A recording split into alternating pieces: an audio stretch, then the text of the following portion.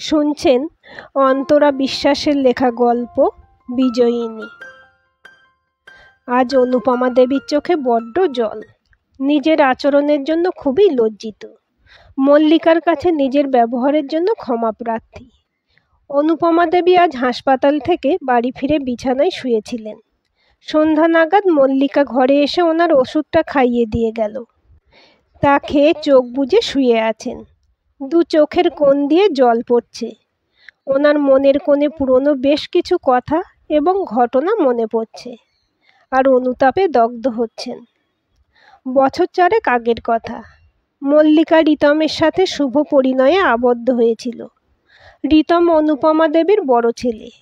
কৈশোর বয়সে ইংরেজি কোচিং ক্লাসে মল্লিকার সাথে রিতমের পরিচয়। তারপর বন্ধুত্ব খুনসুটি কলেজ জীবনেও এগিয়ে চলে। মল্লিকা দক্ষিণ কলকাতার মেয়ে। বাবা মা মল্লিকা আর ছোট ভাই নিয়েই ওদের পরিবার। বাবা ছাপাখানার ব্যবসা ছিল, মা গৃহবধূ। আর্থিক অবস্থা খুব ভালো ছিল না, কোনো ক্রমে চলে যেত। তাই লেখাপড়া শেষ করে একটা চাকরি করে বাবার পাশে দাঁড়াবার একটা ভাবনা মল্লিকার মনে ছিল। মল্লিকা নিজের মাকে বলতো, কমার্স নিয়ে গ্র্যাজুয়েশনটা শেষ করতে দাও, ঠিক চাকরি জোগাড় করে নেব, এখন টিউশনটা তো করি। মল্লিকাদের অবস্থা রিতম ভালোই বুঝতো। রিতম বন্ধু হিসেবে কোনোভাবে মল্লিকাকে সাহায্য করতে পারলে খুশি হতো, কিন্তু মল্লিকা কোনো সাহায্য নিত না। রিতম ছিল বাড়ির বড় ছেলে, অনুপমা দেবীর প্রথম সন্তান। রিতম পলিটেকনিকের ডিপ্লোমা ইঞ্জিনিয়ারিংয়ে পড়াশোনা করে একটা ছোট কোম্পানিতে কাজ করে। অনুপমা দেবীর ছোট ছেলে গ্র্যাজুয়েট ইঞ্জিনিয়ারিং নিয়ে ব্যাঙ্গালোরে পড়াশোনা করত। ওনার স্বামী শ্যামলবাবু ছিলেন হোমিওপ্যাথির ডাক্তার। মোটামুটি সচ্ছল সংসার। অনুপমা দেবী কিছুটা সংস্কারী, সাবেকিয়ানায় বিশ্বাসী মানুষ। অনুপমা দেবীর বড় ছেলে রিতমের সাথে মল্লিকার বন্ধুত্বটা কখনোই পছন্দ ছিল না। আসলে ওনারা ছিলেন ব্রাহ্মণ, মল্লিকারা ছিল অন্য কাস্টের। রিতম কোনোদিন কাস্ট বিষয়টাকে গুরুত্ব দেয়নি। মল্লিকার সাথে বন্ধুত্বটা রিতম শুভ পরিণয়ের দিকে নিয়ে যেতে চেয়েছিল। অনুপমা দেবীর আপত্তি ছিল। উনি বলেছিলেন ছেলেকে, দেখ, অন্য কাস্টের মেয়েকে ঘরের বউ হিসেবে তোলা যায় না। তার উপর মেয়ে চাকরি করবে, ঘর সংসার কে সামলাবে? আমরা সদ্বংশীয় ব্রাহ্মণ, বিনা চাকুরিজীবী ঘরোয়া মেয়েই ঘরের বউ হতে পারে। চাকরি করবে আর ড্যাং ড্যাং করে ঘুরে বেড়াবে, তা হয় না। অল্প শিক্ষিত মেয়ে এর চেয়ে ঢের ভালো, দেখতেও ভালো না। তুই মল্লিকার সাথে বন্ধুত্বটার একটা সীমা রাখ। রিতম মায়ের কথা বিশেষ আমল দেয়নি। রিতম স্পষ্ট ভাষায় নিজের মাকে বলে, কাস্ট বলে কিছু হয় না, সব মানুষই সমান। আর মল্লিকার মন খুব পরিষ্কার, যার জন্য আমি ওকে ভালোবাসি। কাজেই বিয়ে করলে ওকেই করব। সময় এগিয়ে যায়। ততদিনে মল্লিকা কমার্সে মাস্টার্স শেষ করে একটা বেসরকারি সংস্থায় কাজ করে, আর রিতমের ছোট ভাই ব্যাঙ্গালোরে কাজ পেয়ে যায়। তবে কলকাতামুখও হবে না, তা বাড়িতে জানিয়েও দেয়। ব্যাঙ্গালোরে চাকরি নিয়ে সেখানেই পাকাপাকি থাকার সিদ্ধান্ত নেয়। মাকে কিছু টাকা মানি অর্ডার করত। ওইদিকে রিতমের সাথে মল্লিকার সম্পর্কটা অনুপমা দেবী মানতে না পারলেও মল্লিকার বাড়ি থেকে কিন্তু কোনো আপত্তি ছিল না। কারণ সম্বন্ধ করে আজকাল ছেলে পাওয়া চাপ। রিতমের জেদ আর ভালোবাসার সম্পর্কের জন্য ওর বাড়ি থেকে মল্লিকাকে এক প্রকার মেনে নেয়। এক ফাল্গুনের সন্ধ্যায় ওদের শুভ পরিণয় সম্পন্ন হয়।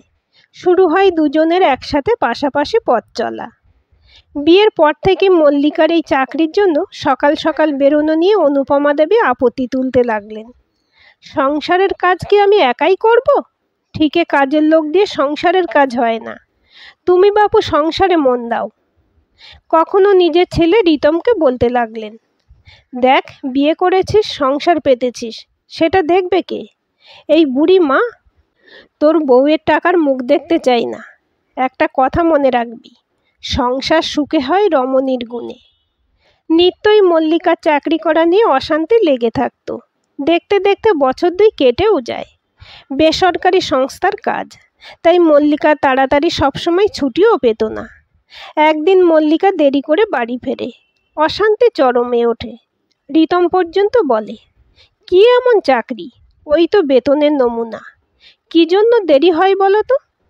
কারোর সাথে অ্যাফেয়ার চলছে নাকি? দেখো, এইভাবে চলতে পারে না। আমি যা পাই তা কি কম? নাকি পুরো সংসারটাই কি তোমার পয়সায় চলে? এমন চাকরির দরকার নেই। কাল থেকে কাজে গিয়ে লাভ নেই, সংসার দেখো। মল্লিকা প্রায় তর্ক বিতর্কে পরাস্ত হয়ে সম্পর্কের প্রতি যত্নশীল হতে এক প্রকার বাধ্য হয়ে চাকরি ছাড়ার সিদ্ধান্ত নেয়। বিয়ের 2 বছরের মাথায় মল্লিকা চাকরি ছাড়ল। তারপর দীর্ঘ এক মানসিক অবসাদ মল্লিকাকে ঘিরে ধরে। মাঝখানে হঠাৎই মল্লিকা শ্বশুরমশাই শ্যামলবাবু মারা যান। সংসারের সব দায়িত্ব রিতমের ঘাড়ে এসে পড়ে। অনুপমা দেবীর কাছে শ্যামলবাবুর জমানো পুঁজি ছিল সামান্য সম্বল, কারণ ছোট ছেলে প্রীতম টাকা পাঠানো প্রায় বন্ধ করে দিয়েছিল। সংসারের নানা চাপে মল্লিকা জর্জরিত হয়ে উঠেছিল। নিজের হাত খরচার টাকাও রিতমের কাছে চাইতে কুণ্ঠা বোধ করত, কারণ রিতম তার কৈফিয়ত যেমন নিত তেমনি প্রয়োজনে কথাও শোনাতো। যা দরকার তা তো দেওয়াই হয়, ভাত কাপড়, তারপর আবার কিসের খরচা? এইভাবেই সময় এগিয়ে চলে। সংসারের জাঁতাকলে নানা টানাপোড়েন, আর্থিক সংকট মল্লিকা রিতমের নিত্যসঙ্গী। মল্লিকা নিজের চুলে তেল, শ্যাম্পু, সাবান বা সামান্য সকাল্লাদের বসে রিতমের আড়ালে পকেট থেকে 200 কিংবা 500 টাকা নিলেও চোর কোথাকার শুনতে হতো। সাথে অনুপমা দেবীও বলতেন, মেয়ে মানুষের এত টাকা কিসের দরকার শুনি বাবু? দিব্যি তো বরের ঘাড়ে বসে খাচ্ছ। সংসারে কত অভাব সেদিকে খেয়াল আছে? আর ঘরে তো বসেই আছো, তখন ঠিকে কাজের লোকের তো দরকার নেই। এই অপমানগুলো মল্লিকা ঠিক মেনে নিতে পারেনি। মুখে কিছু না বললেও মনে মনে ভাবত, আমি তো নিজের ইচ্ছেই চাকরি ছেড়ে ঘরে বসে নেই, সেটা তো ওনারই ইচ্ছা। আর স্বামীর কি কোনো দায় নেই স্ত্রীকে টাকা দিক? প্রয়োজনে সামান্য টাকা নিলেই চোর হয়ে গেলাম?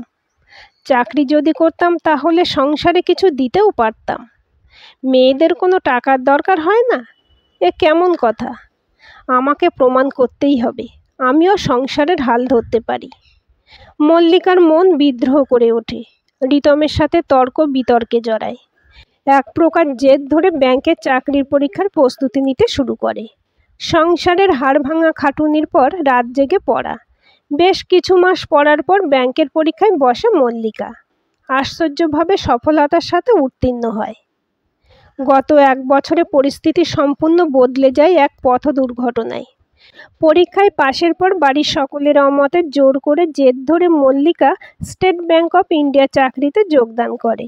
ঠিক 10 মাস আগে এক সন্ধ্যাবেলা রিতম গুরুতর বাইক অ্যাক্সিডেন্টের সম্মুখীন হয়। হাসপাতাল, ডাক্তার, বদ্যি কোনো কিছুই বাদ যায়নি। রিতমের পা দুটো প্রায় অকেজো হয়ে পড়ে। হাতের ব্যালেন্স রাখার জোর কমে যায়। ঘাড়ের কাছে হাড়ে চিড় ধরায় মাথাও নাড়াতে সমস্যা হয়। মুখে থুতনিতে চোট পাওয়ায় কথা পরিষ্কার বেরোতো না। সারাদিন হুইল চেয়ারে এদিক ওদিক করে ঘরের ভিতর বন্দি জীবন। আর চাকরিও নেই। অগত্যা মল্লিকাই সংসারের হাল ধরল। মেয়েরা কি না পারে। মল্লিকা সকাল থেকে ঘরের কাজ সামলে রিতমকে খাইয়ে চাকরিতে যায়। না, টাকার জন্য আর মল্লিকাকে কারোর কাছে হাত পাততে হয়নি। এখন অনুপমা দেবীর দাপট আর নেই। গত 2 মাস আগে ওনার অন্ত্রে টিউমার ধরা পড়েছে। ডাক্তারেরা সেটা পরীক্ষা নিরীক্ষার পর জানিয়েছে যে এটা কার্সিনোমার দিকে টার্ন নিয়েছে, দ্রুত অপারেশন দরকার। এরপর গত 1.5 মাস মল্লিকা একাই অফিস সামলে স্বামীকে দেখে অসুস্থ শাশুড়িকে নিয়ে নানা পরীক্ষা নিরীক্ষার জন্য দৌড়ঝাঁপ করেছে। দেওরের কাছে একটুও সাহায্য পায়নি। শ্বশুরের জমানো পুঁজিও শেষ। মল্লিকা অফিসে ছুটি নিয়ে একাই গত 10 দিন আগে শাশুড়ি মাকে হাসপাতালে ভর্তি করে অপারেশন করার ব্যবস্থা করে। কারোর কাছে কোনো আর্থিক বা কোনো সাহায্য নেয়নি। আজ সকালে মল্লিকা হাসপাতাল থেকে অনুপমা দেবীকে বাড়িতে নিয়ে এসেছে। অনুপমা দেবী মনে মনে এতক্ষণ ধরে এইসব ঘটনাগুলোই ভাবছিলেন। নিজের আচরণে নিজেকেই ক্ষমা করতে পারছিলেন না। সন্ধ্যা অনেক হয়েছে। বিছানায় শুয়ে উনি মল্লিকাকে ডাকলেন, মলি, একবার এদিকে আয়, তোর সাথে একটু কথা বলি। মল্লিকা পাশের ঘরে রিতমকে খাইয়ে দিচ্ছিল। শাশুড়ি মায়ের ডাক শুনে হাতের কাজ শেষ করে ওনার কাছে এসে বিছানার পাশে বসল। অনুপমা দেবী চোখে জলে ঝাপসা হয়ে আছে। শুধু মল্লিকার হাতটা নিজের হাতে নিয়ে বলতে লাগলেন, মলি, তুই অনেক বড় মনের মানুষ। আমি অনেক খারাপ ব্যবহার করেছি। তুই তো আমার ছেলেও। কেন এতদিন বুঝিনি? ছোট তো আমায় দেখলো না। মেয়েদের সত্যিই চাকরি করা দরকার। আমি তো চাকরি করিনি, তাই হয়তো বুঝিনি। মেয়েরা নিজেদের প্রয়োজনে টাকা রোজগার করে না, পরিবারের জন্য তারা পাশে থাকে। আমি কি মূর্খ ছিলাম! তুই না থাকলে রিতমেরও চিকিৎসা হতো না। আমি ভুল ছিলাম। কাস্ট দিয়ে সত্যিই কিছু হয় না। এই বুড়িটাকে পারলে ক্ষমা করিস। দেখ, নিজের কেমন স্বার্থ পূরণ হওয়াতে তোর কাছে ক্ষমা চাইছি। আমায় ক্ষমা কর। মল্লিকা বিশেষ কিছু আর বলতে পারেনি, চুপ করেছিল। রাত অনেক হলো। মল্লিকা অনুপমা দেবীর হাতের উপর মাথা রেখে কাঁদতে কাঁদতে কখন ঘুমিয়ে পড়েছে। ততক্ষণে নতুন ভোর, নতুন দিন প্রায় আগত। আজকের গল্পটি কেমন লাগলো কমেন্ট করে জানাবেন। ভালো লাগলে লাইক শেয়ার করবেন আর চ্যানেলটি সাবস্ক্রাইব করে বেল আইকনটি ক্লিক করে রাখতে ভুলবেন না।